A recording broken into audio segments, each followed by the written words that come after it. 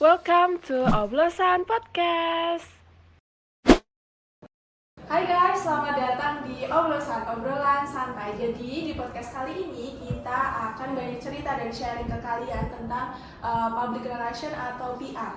Tapi sebelum itu biar makin akrab nih, aku mau perkenalan diri dulu. Jadi aku Alvisa Maya, jadi kalian bisa panggil aku Alvisa atau Visa. Aku mahasiswa Ilmu Pemerintahan 2021 Universitas Amikom Yogyakarta. Oke, seperti yang aku bilang di awal, kita bakal membahas soal public relation atau PR. Nah, yang bikin beda dari pembahasan atau podcast-podcast yang lainnya di sini itu dari narasumbernya. Jadi kita akan mendatangkan dua narasumber. Mereka ini bukan di bidang PR-nya atau bekerja di bagian PR atau mahasiswa yang ada konsentrasi di bagian PR. Nah, di sini kita akan mendatangkan dua narasumber nih. Langsung aja disambut ya. Nih ada Kak Marlina dan Kak Ikram. Hai dulu dong. Oke, jadi kita kenalan dulu aja kayak yang aku tadi di awal. Boleh dari Kak Marlina dulu ya, ladies first. Silakan Kak Marlina. Let me introduce myself. My name is Marlina Novianti. Aku mahasiswa dari Ilmu Pemerintahan Universitas Amikom Yogyakarta. Oke, kalau dari Kak Ikram? Hai semuanya, perkenalkan nama aku Muhammad Ikram. Saya dari jurusan Bachelor of Government Science Universitas Amikom Yogyakarta. Oke, jadi kita ini sama-sama dari ilmu pemerintahan ya, dari Amikom juga. Kalau boleh tahu nih, sebelum kita mulai dan masuk ke pembahasan public relation-nya, Kak Ikram sama Kak Marlina ini masuk di ilmu pemerintahan itu pakai jalur apa? Dari Kak Ikram dulu ya. Kalau me personally masuk Amikom itu pakai jalur beasiswa prestasi. Dulu waktu pendaftaran mahasiswa baru, Amikom telah men-announce bahwasannya ada jalur prestasi. Dan aku di situ sangat excited banget karena that moment I've been waiting for. Langsung daftar, ikut tes, wawancara, dan alhamdulillah dinyatakan lulus. Wow. So I'm so grateful. Thank you so much for Amikom University for give me that opportunity to be a part of Amikom. Oke, berarti lewat jalur beasiswa ya. Kalau dari Kak Marlina? Kalau aku di awal semester aku masuk di Universitas Amikom via reguler. Namun di semester selanjutnya aku ikut beasiswa yang ada khusus untuk mahasiswa yang udah berjalan beberapa semester di Universitas Amikom. Oke, berarti awal masuk reguler, Iya. terus lanjut pakai beasiswa Iya. ya. Oke, berarti ini dua-duanya sekarang pakai beasiswa semua ya. Wow. Tangan dong. Nah, kalau untuk kalian selain menjadi mahasiswa aktif nih, kalian ada kesibukan di luar itu nggak sih? Misal kalian ada yang nyambi kerja atau kalian punya usaha gitu di luar? Mungkin dari Kak Marlina dulu. Kalau aku kerja sambil kuliah. Oh wow. Kerjanya apa nih? Jadi apa nih? Aku boleh sharing dong? Aku di digital marketing, lebih ke copywriting spesialis. Oke, copywriting bagus banget. Terus kalau Kak Ikram nih? Tadi kalau Kak Marlina kan itu punya pekerjaan, kalau aku lebih ke part time sih, kayak ngebuka jasa ketik. Cuman kesibukan yang aku lakukan ini aku limit, yang nggak aku lakukan every single day. Jadi aku bisa membagi waktu antara kesibukan aku dengan kuliah. Seperti yang kita tahu ya, kuliah di semester 3 itu sangat padat banget. So Yes, exactly. we must to Fokus. fokus on our perkuliahan dan bisa membagi waktu juga seperti itu. So that's why I limit my kesibukan agar tidak kuliahku tidak terganggu seperti itu sih. Itu berarti jasa ketiknya dimulai dari awal semester? Yes, betul. Semester 1 itu ya? Semester 1 dan sebenarnya itu udah dari dulu banget sih, waktu aku masih SMK juga. Masih tetap sih. Oh, jadi buat temen-temen yang kesulitan ini kan mau mendekati UTS ya, boleh langsung ke Kak Ikram, jasa ketiknya Boleh di banget ya. ada harga temen ya? Ya ada dong. Langsung Untuk mahasiswa IP ada ya. Langsung aja. JP ke Amikom. Oke, kalau tadi kan kesibukan di luar kampus ya. Kalau kesibukan di dalam kampus sendiri ada nggak sih kalian ikut organisasi atau himpunan gitu? Buat Kak Ikram ada nggak? Aku sendiri menjabat sekarang sebagai sekretaris HIMIP, sekretaris 2 HIMIP. Tugasnya sekretaris HIMIP itu apa aja sih? Sama aja sih sebenarnya, sama dengan tugas sekretaris pada umumnya, yaitu mengelola surat masuk, surat keluar, dan mengarsipkan dokumen dan lain sebagainya. Itu tugas-tugas dasar dari sekretaris. Cuman yang jadi kebanggaan di sini, saya menjadi sekretaris HIMIP, di mana itu sangat relate banget dengan jurusan saya waktu di SMK, sehingga ilmu yang saya pelajari di SMK itu dapat saya implementasikan di organisasi HIMIP ini, seperti itu sih. Berarti sampai sekarang masih menjabat jadi sekretaris ya? Alhamdulillah masih diberikan kepercayaan Ada tersebut. mau lanjut lagi periode? I don't think so. Let's see. Oke, kalau dari Kak Marlina ada nggak ikut himpunan gitu? Kalau aku join BEM sih. Oh, BEM. Oke. Itu menjabat sebagai apa? Oh, aku di Kementerian Advokasi. Advokasi. Oke. Nah, nyambung di pembahasan kita dari awal tadi mau bahas soal PR ya. Ini kalau kalian posisinya sebagai seorang mahasiswa, ada nggak sih pengalaman kalian di bidang PR sendiri? Boleh ya diceritain ke teman-teman dari mulai Kak Ikram dulu mungkin. Kalau aku sendiri pengalaman PR aku dulu waktu SMK pernah menjadi public relation di OSIS SMKN 1 Dompu. Ya. Nah di situ menjadi PR itu bukan sebuah pekerjaan yang mudah karena PR itu bisa dibilang jantungnya sebuah perusahaan atau sebuah organisasi. Jadi yang menjadi PR itu haruslah orang-orang yang benar menguasai di bidang PR itu sendiri. Bayangkan nih kita mendapatkan PR yang salah, tentu saja itu akan berdampak juga terhadap citra dari sebuah organisasi itu sendiri. Ya, benar. Seperti itu. Kalau untuk pengalaman aku selama menjadi PR itu dulu waktu aku di SMKN 1 Dompu, OSIS SMK itu pernah mengadakan sebuah event gitu. Nah, kalau mengadakan sebuah event kan harus butuh anggaran kan. Yeah. Nah, di situ kita harus cari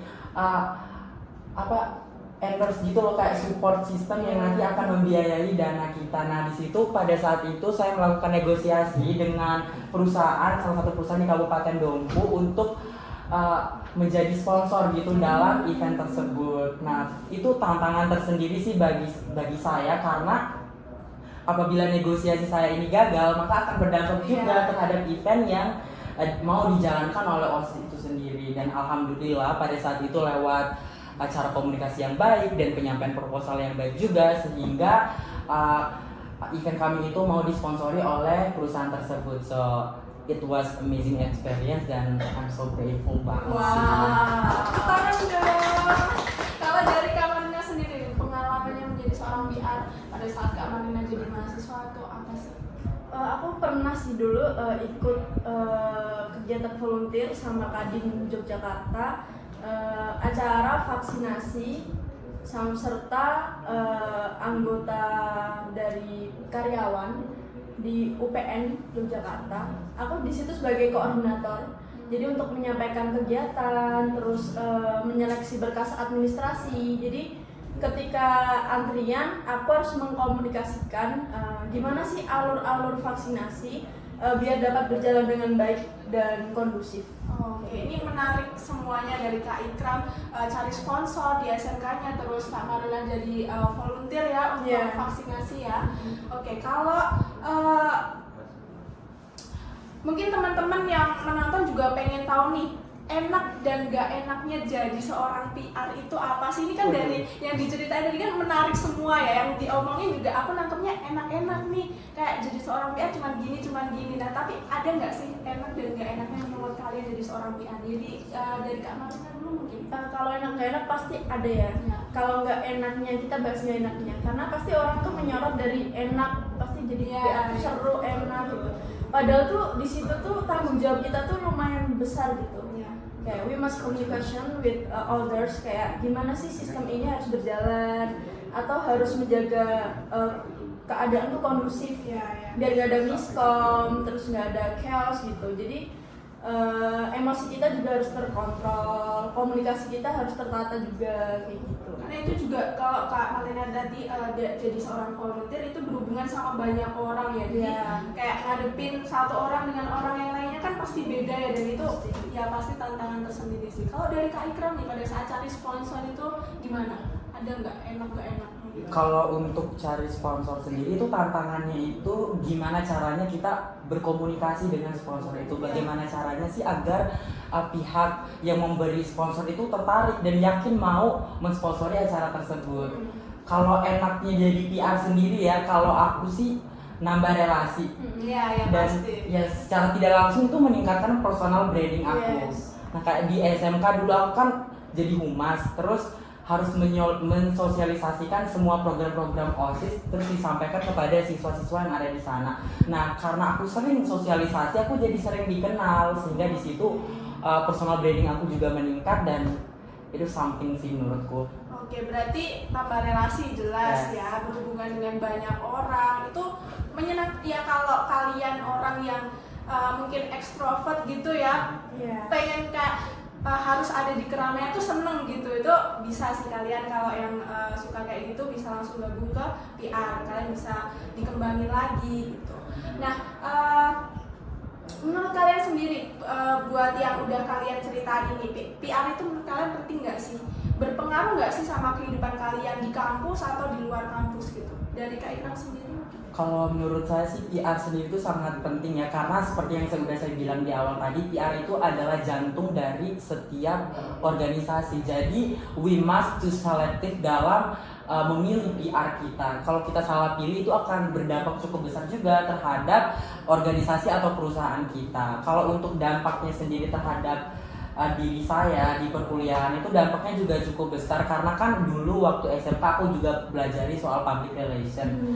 Jadi materi-materi yang udah aku pelajari itu di SMK bisa juga aku implementasikan pada saat menjadi PR juga nanti di kedepannya. Dan juga di SMK di Amikom Universitas juga kan ada mata kuliah public relation juga kan. Jadi itu sangat relate banget dengan apa yang aku pelajari di SMK. Jadi aku gak kaget lagi sih sama mata kuliah public relation. Karena sebelumnya juga udah dapat gitu ya. Kalau dari Kak Marlina ini penting nggak sih? Kalau menurut aku penting ya, karena kita kan selalu bersinggungan dengan masyarakat. Kita bersosialisasi, kita makhluk sosial. Jadi dalam kita berkomunikasi, kita perlu ilmu-ilmu di PR gitu loh, kayak apa ya? Cara mengkomunikasikan kita kepada orang lain, tujuan kita, kayak gitu. Oke, tadi kalau ini kan kalian mahasiswa ilmu pemerintahan ya, ada nggak sih hubungannya antara PR dan ilmu pemerintahan menurut kalian? Menurut Kak Marlina ada nggak? Menurut aku ada sih. Ada. Karena kan kita akan masuk ke, kalau kita konsentrasinya ke pemerintahan, kita akan masuk ke parlemen, kita bertemu banyak orang yang mungkin pejabat tinggi atau bahkan jajaran DPR dan setingkatnya lah. Jadi kita perlu komunikasi itu, ilmunya di dalam berkomunikasi, bersosialisasi gitu. Oke, kalau menurut Kak Ikram gimana nih? Ada Kurang nggak lebih hubungan? hampir sama sih sama yang apa yang disampaikan oleh Mbak Marlina, karena kan kita di ilmu pemerintahan tentunya kita belajar tentang pemerintahan. Nah, di pemerintah sendiri kan pasti ada yang namanya public relation, dan itu harus kita pelajari yang nantinya kita bisa implementasikan pada saat kita nanti berkecimpung di dunia pemerintahan. Jadi sangat relate banget sih pemerintahan ini dengan public relation, kayak saling berkaitan juga. Dan di pemerintah juga udah pasti ada yang namanya PR. So, ini sangat penting sih menurutku. Oke, nah nyambung lagi nih, di era digital ini kan perkembangan teknologi itu berkembang sangat pesat banget. Apalagi sosmed sekarang kan udah banyak ya, Instagram, Twitter, dan lain sebagainya. Dan itu tuh berpengaruh banget sama kehidupan kita sehari-hari.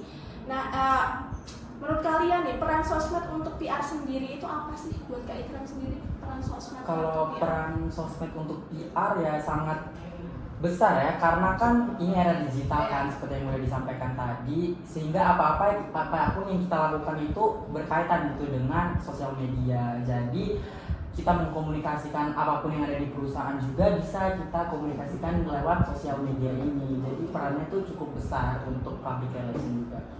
Kalau menurut Kak Marlina? Kalau menurut aku tuh lebih ke edukasi ya. Jadi sosial media bisa jadi platform di mana orang lebih mengenal apa itu public relation gitu, untuk implementasinya dalam kehidupan sehari-hari atau dalam dunia kerja dan profesionalitas. Oke, karena jangkauannya sekarang sosial media udah luas banget ya. Siapapun bisa akses gitu. Instagram, Twitter semuanya bisa, website semuanya juga udah gampang banget gitu orang-orang.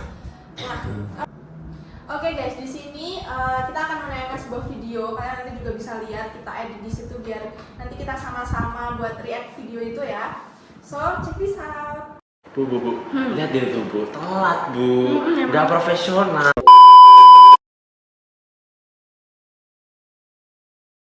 Halo teman-teman, perkenalkan nama saya Alex. Nah, pada video kali ini saya akan memberikan contoh kepada teman-teman bagaimana sih menjadi seorang praktisi humas, terutama bagi teman-teman yang akan berkarir di dunia konsultan humas.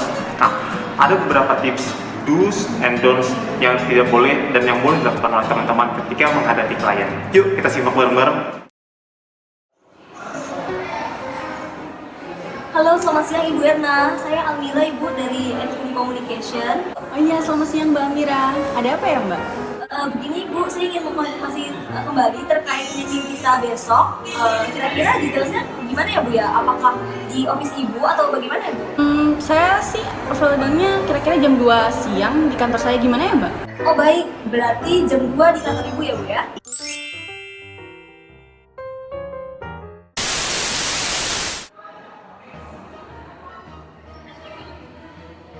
Halo ibu kok belum angkat sih Bu? Saya nelfon dari tadi loh Bu. Gini loh Bu, saya mau tanya terkait meeting kita besok. Bisa nggak Bu ya kita meeting itu? Ibu bisa nggak? Sebentar. Mbak tahu nggak ini jam berapa? Ini tuh udah jam pulang kantor dan saya lagi makan. Tolong ya Mbak, sopan dikit kalau nelfon orang. Oh maaf ibu, maaf. Saya juga ditanya ibu sama absen saya terkait bagaimana kelanjutan kampanye kita besok.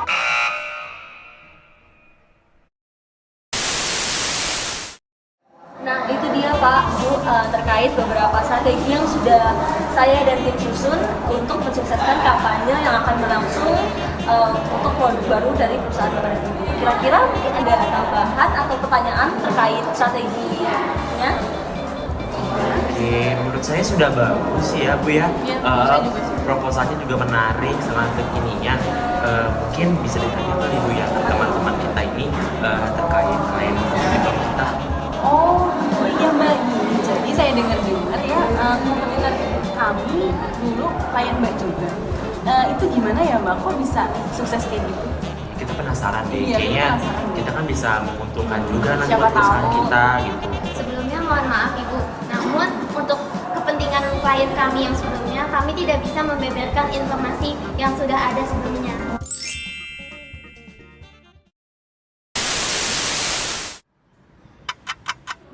Emang Ibu janjinya jam 2 Bu? Iya jam 2 dia jadi sama saya jam 2 di kantor. Tapi nggak ada. Ya. Mungkin macet kali Bu, kan Jakarta. Ya, tapi harusnya datangnya lebih awal dong kalau memang macet. Udah, kita tungguin aja beberapa menit lagi ya Bu.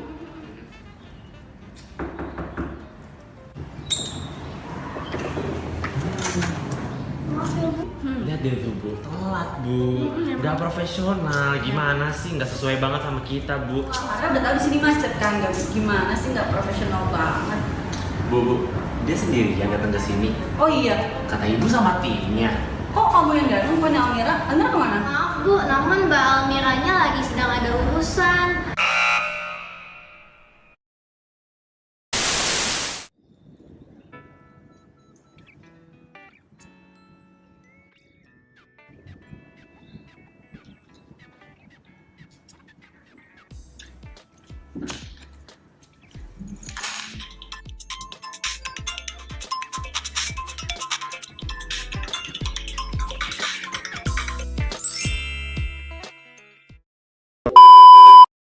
Nah, sekarang saya akan memberikan tips kepada teman-teman bagaimana sih menjadi seorang konsultan humas yang baik. Yang pertama, ketika ketemu klien, kita harus etis dalam berkomunikasi. Artinya, kita harus bisa menjaga sopan santun dan juga menjaga etika saat berkomunikasi dengan klien kita. Kedua, yaitu etika menghubungi klien. Kenapa? Karena kita harus mengenal yang namanya jam kantor. Kita harus tahu kapan kita tidak boleh menghubungi seseorang dan boleh menghubungi seseorang. Ya, kita tidak boleh membuka rahasia klien kita yang lain. Sebagai konsultan humas, tentunya kita memiliki banyak sekali klien yang telah kita hadapi. Maka dari itu, seorang konsultan humas harus bisa ikut menjaga rahasia sebuah perusahaan atau klien kita. Yang keempat, tepat waktu dan disiplin. Klien kita tentunya memiliki berbagai macam urusan lain selain hanya berhubungan dengan kita. Maka dari itu, tepat waktu dan kedisiplinan kita harus dijunjung tinggi dalam menghadapi seorang klien.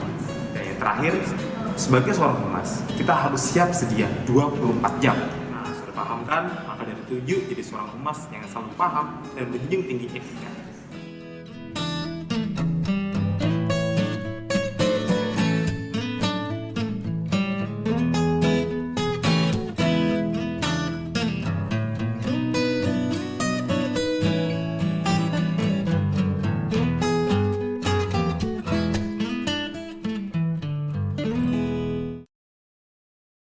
Oke, dari penayangan video tersebut, aku pengen tahu nih pendapat dari Kak Ikram dan Kak Marlina mengenai isi dari video tersebut. Menurut kalian tuh gimana sih? Mulai dari Kak Ikram dulu mungkin.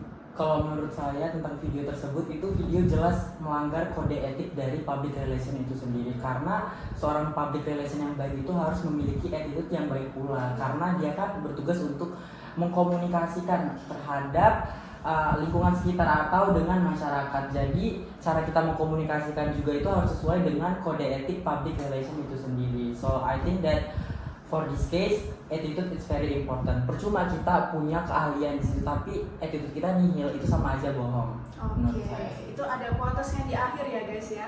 Kalau menurut Kak Marlina sendiri dari video tersebut gimana? Kalau menurut aku itu sangat nggak baik ya dan nggak pantas untuk ditiru, karena sebagai public relation kita tuh perlu sopan santun, kita perlu attitude dan harus menyesuaikan tingkah laku kita di semua tempat dimanapun dengan jabatan dan profesi apapun kayak gitu.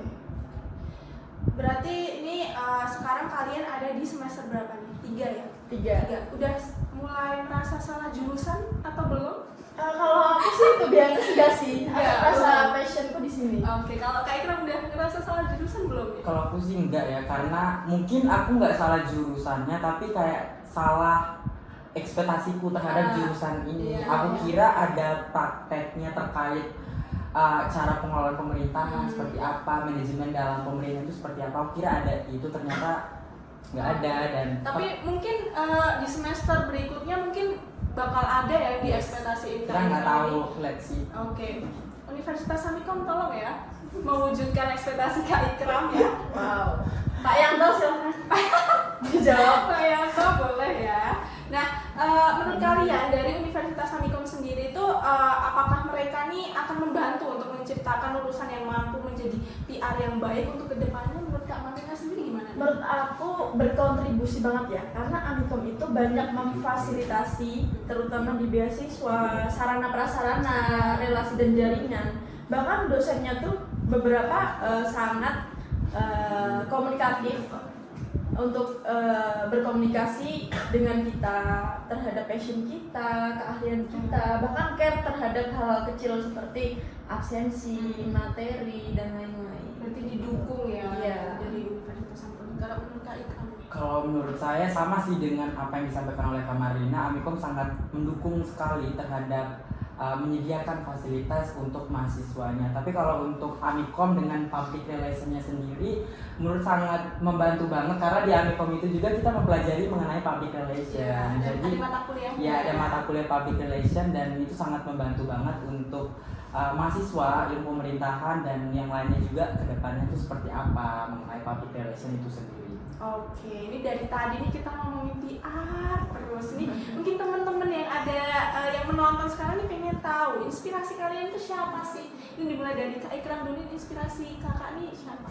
Kalau inspirasi aku sendiri it's my family. Oh wow. When I see they work so hard for me, ketika saya melihat mereka bekerja keras untuk saya, I don't want their sad.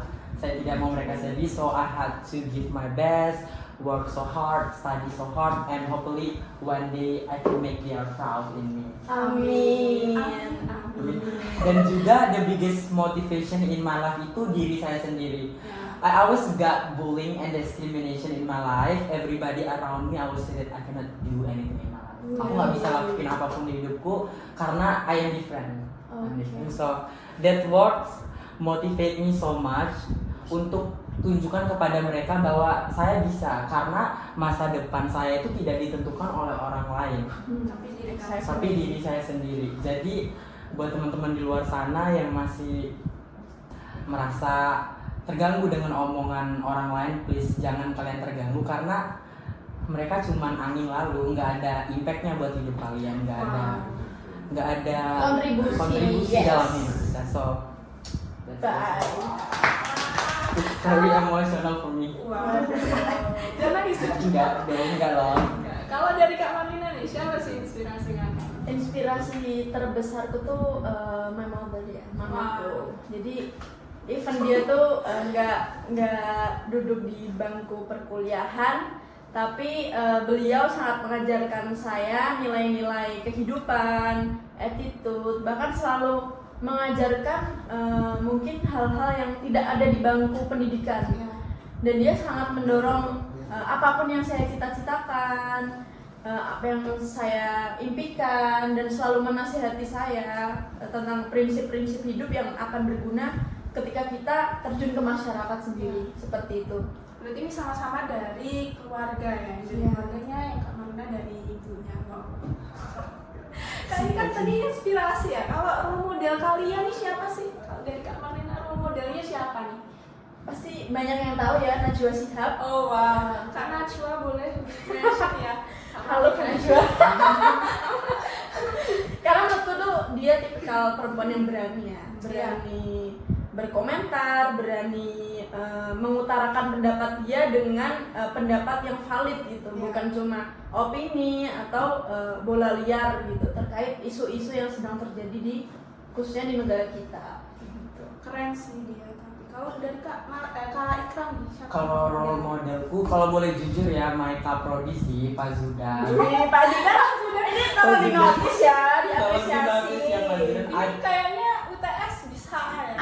Bisa. Enggak. I don't know why. Maybe karena Pak Zudan itu it's similar like me. Waduh. Pak Zudan suka politik, but at the same time bisa juga bahasa Inggris. So it was amazing dan sangat menginspirasi juga. So that's why Pak Zudan is my role model sih. Wow, Pak Zudan nilai A sampai semester berapa nih? Semester 10. Semester 10 berarti berapa tahun tuh lulusnya?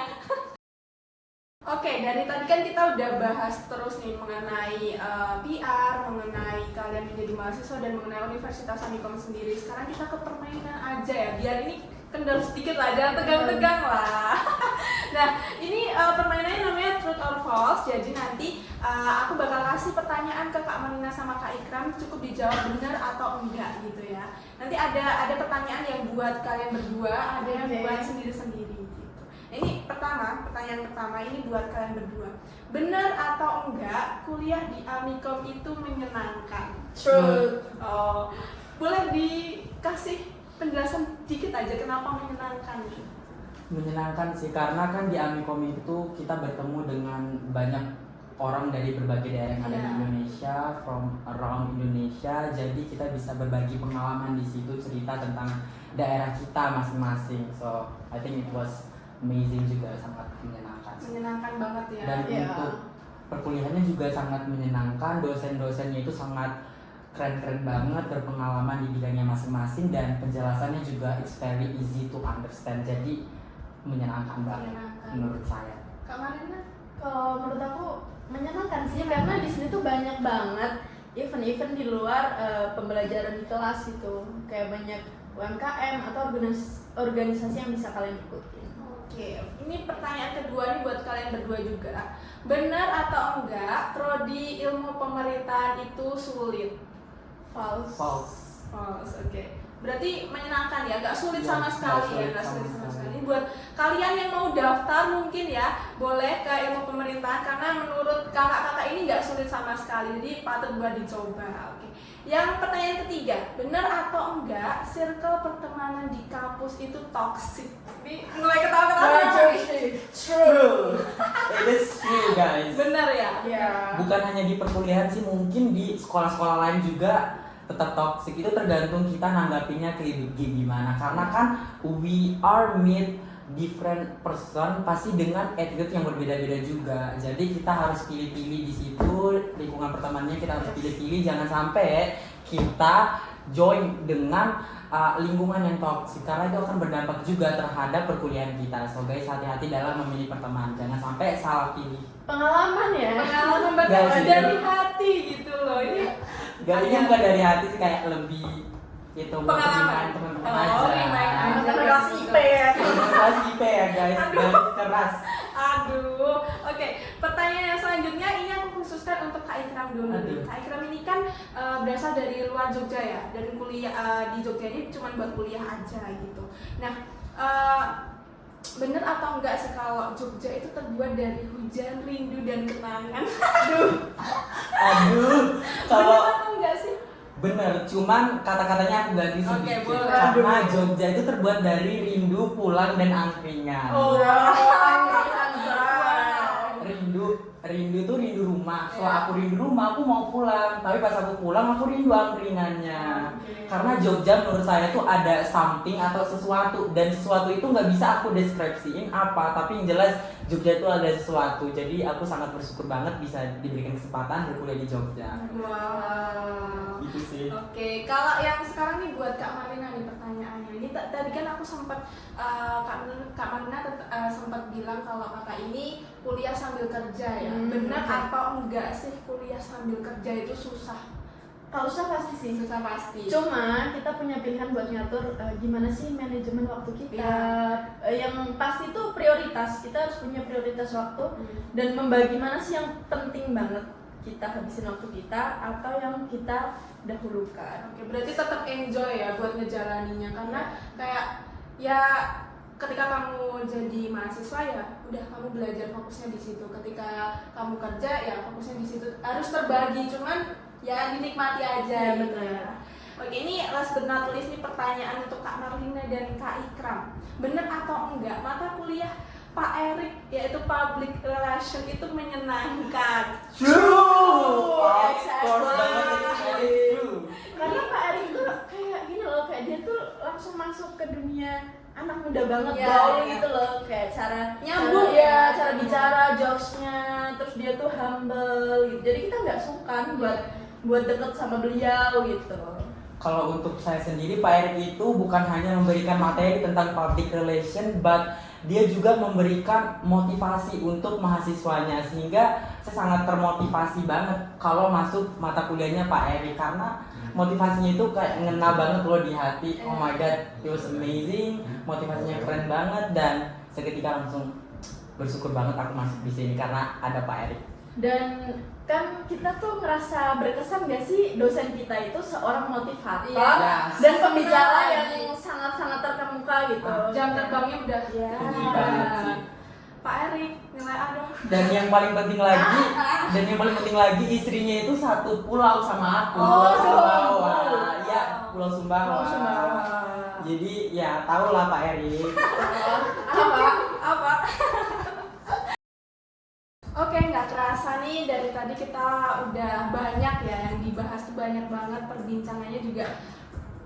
Wow, menarik semua gitu. Ini kita udah ada di penghujung podcast. Jadi sebelum aku tutup nih, Kak Marlina dan Kak Ikram boleh kasih pesan untuk para mahasiswa atau teman-teman di luar sana yang mau menjadi seorang PR. Boleh dari Kak Ikram dulu mungkin. Kalau dari saya sih pesannya itu fokus terhadap tujuan yang akan kita lakukan.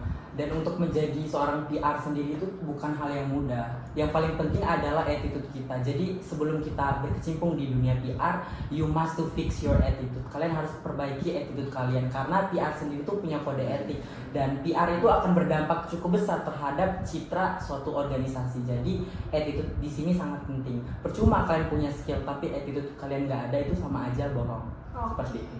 Kalau dari Kak Marlina? Kalau dari aku sendiri sih kalian harus berani ya, berani ngomong, berani speak up, berani bersosialisasi, belajar hal baru. Jadi kalian akan menemukan wawasan dan menemukan cara berkomunikasi dengan apa yang kalian senangi dulu. Karena sebelum masuk ke public relation kalian harus nemuin passion gitu. Kalau nggak nemuin itu kalian nggak akan bisa enjoy gitu. Betul. Oke, itu tadi jadi closing statement dari Kak Ikram dan Kak Marlina. Terima kasih banget kalian udah menyempatkan waktu buat gabung di podcast kita kali ini di Oblosan ya, obrolan santai. Semoga next kita bisa bertemu lagi di lain waktu dan di lain kesempatan. So see you guys. Dadah. Thank you.